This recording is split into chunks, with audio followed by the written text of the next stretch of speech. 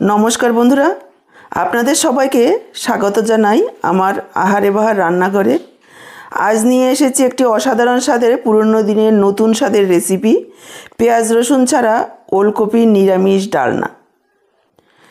শীতকালে ওলকপি তো সবাই খান, কিন্তু এই পদ্ধতিতে একবার রান্না করে দেখুন, আমি নিশ্চিত এর স্বাদ ভুলতে পারবেন না। এটি রুটি, লুচি, পরোটা, গরম ভাতের সাথে জমে যাবে। চলুন আর দেরি না করে দেখে নিই এর জন্য কি কি উপকরণ লাগছে।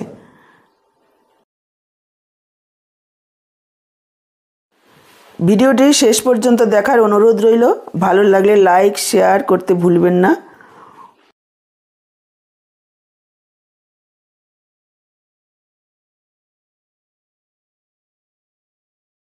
নিরামিষ ওলকপির রেসিপিটা করার জন্য আমি এখানে নিয়েছি 4টে ছোট সাইজের ওলকপি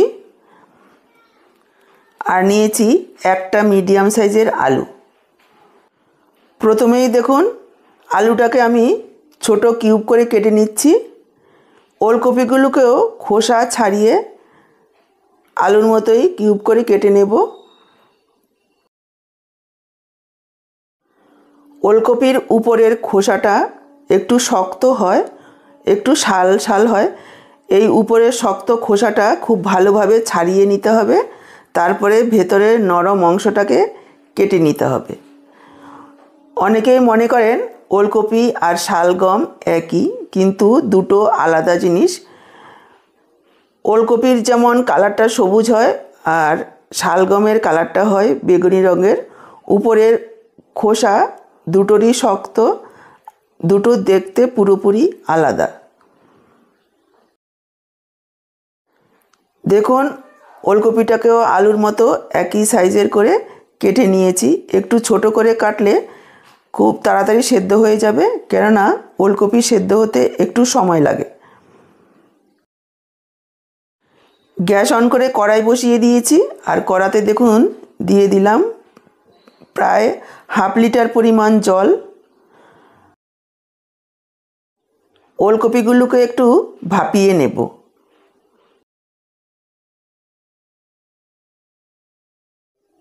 দিয়ে দিচ্ছি 1 চা চামচ পরিমাণ লবণ। মিশিয়ে নিয়ে ঢাকা দেব। মোটামুটি 4 থেকে 5 মিনিট ফুটিয়ে নেব।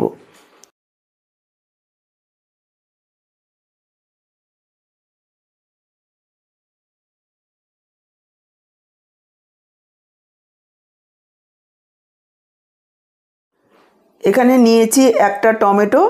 টমেটোটাকে এভাবে একটু ছোট ছোট টুকরো করে কেটে নিচ্ছি।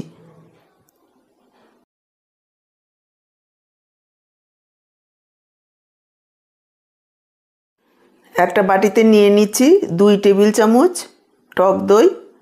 1 টেবিল চামচ জল দিয়ে ভালোভাবে ফেটিয়ে সাইডে রেখে দিচ্ছি।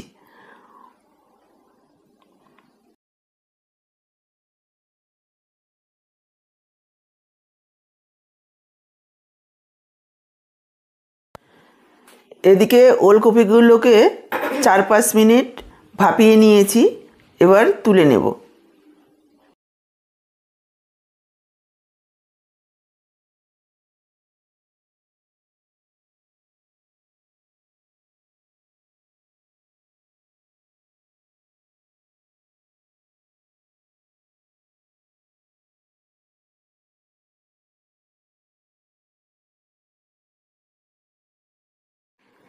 কড়াইটাকে পরিষ্কার করে নিয়ে দিয়ে দিলাম সাদা তেল 3 টেবিল চামচ পরিমাণ।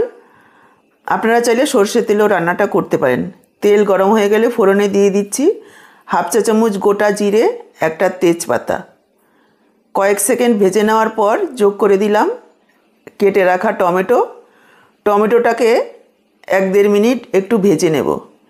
এইভাবে ভেজে নিলে টমেটোর টক ভাব কমে যায়, স্বাদ ভালো হয়।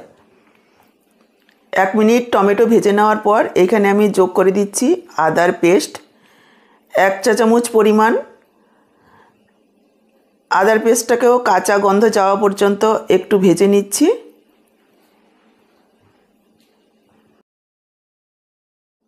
যোগ করে দিচ্ছি কিছু গুঁড়ো মশলা, হাফ চা চামচ ধনের গুঁড়ো,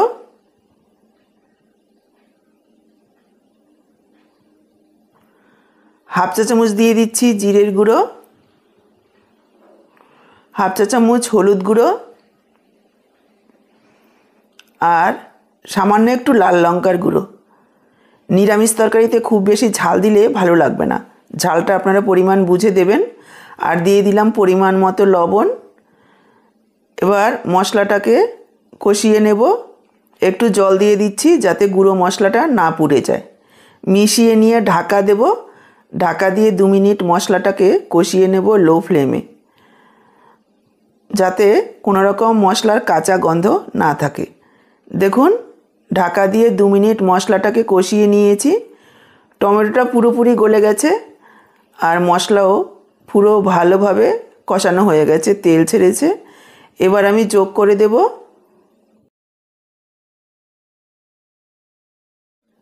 ফেটিয়ে রাখা টক দই। দইটা দেওয়ার পর আরও কিছুক্ষণ কষিয়ে নেব যাতে দইয়ের কাঁচা ভাব না থাকে।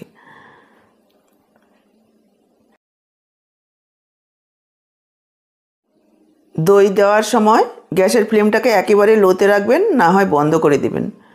ভালোভাবে মিশিয়ে নেওয়ার পর গ্যাসের আঁচ বাড়িয়ে দিয়ে কষিয়ে নিতে হবে মশলাটাকে, তাহলে আর দই কেটে যাওয়ার কোনো রকম ভয় থাকবে না। দেখুন, মশলাটাকে খুব ভালোভাবে কষিয়ে নিয়েছি। এবার আমি যোগ করে দেব ভাপিয়ে রাখা ওলকপি আর আলু। ওলকপি আলু দেওয়ার পর মিশিয়ে নিয়ে ঢাকা দেব। ঢাকা দিয়ে 4 থেকে 5 মিনিট মিডিয়াম লো ফ্লেমে কষিয়ে নেব। মাঝে মাঝে ঢাকা তুলে নাড়াচাড়া করে দিতে হবে যাতে নিচে লেগে না যায়। যোগ করে দিলাম হাফ চা চামচ চিনি। এতে মিষ্টি হবে না, স্বাদটা খুব ভালো হবে। যারা চিনি পছন্দ করেন না তারা স্কিপ করবেন, যেহেতু নিরামিষ তরকারি একটু চিনি দিলে খেতে ভালো লাগবে। আর যোগ করে দিলাম 2 মুঠো মটরশুঁটি। মটরশুঁটি পুরোপুরি অপশনাল, চাইলে দিতেও পারেন নাও দিতে পারেন, কিন্তু দিলে খেতে ভালো লাগবে। এবার ঢাকা দিয়ে দেখুন প্রায় 4-5 মিনিট কষিয়ে নিয়েছি।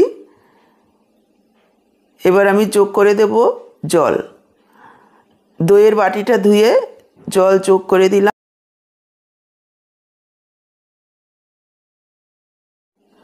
আমি এখানে 2 কাপ পরিমাণ জল যোগ করে দিচ্ছি, কেননা ওলকপি সেদ্ধ হতে একটু সময় লাগে। মিশিয়ে নিয়ে ঢাকা দেব। ঢাকা দিয়ে 10 থেকে 12 মিনিট মিডিয়াম ফ্লেমে রান্না করব, বা ওলকপিগুলো সেদ্ধ হওয়া পর্যন্ত রান্না করব।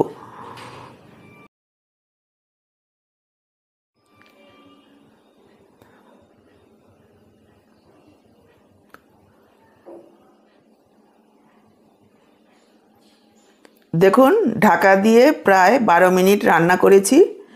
ওলকপি আলু খুব সুন্দরভাবে সেদ্ধ হয়েছে। আপনাদের যদি ঝোলটা একটু পাতলা মনে হয়, 2-4টে আলু ওলকপি একটু ভেঙে দেবেন, তাহলেই ঝোলটা ঘন হয়ে যাবে।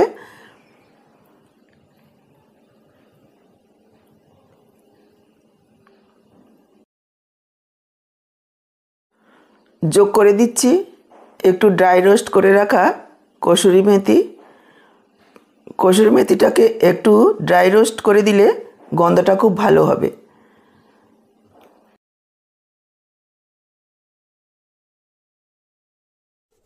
দিয়ে দিচ্ছি সামান্য একটু গরম মশলার গুঁড়ো। আপনারা চাইলে শুধু কাঁচা ধনেপাতা দিয়েও রান্নাটা শেষ করতে পারেন, তবে এভাবে কসুরি মেথি দিয়ে রান্না করলে টেস্টটা আলাদা আসবে। খুব ভালোভাবে মিশিয়ে নেব আর ঢেকে রেখে দেব 5 মিনিট, যাতে সব কিছু খুব সুন্দরভাবে সেট হয়ে যায়।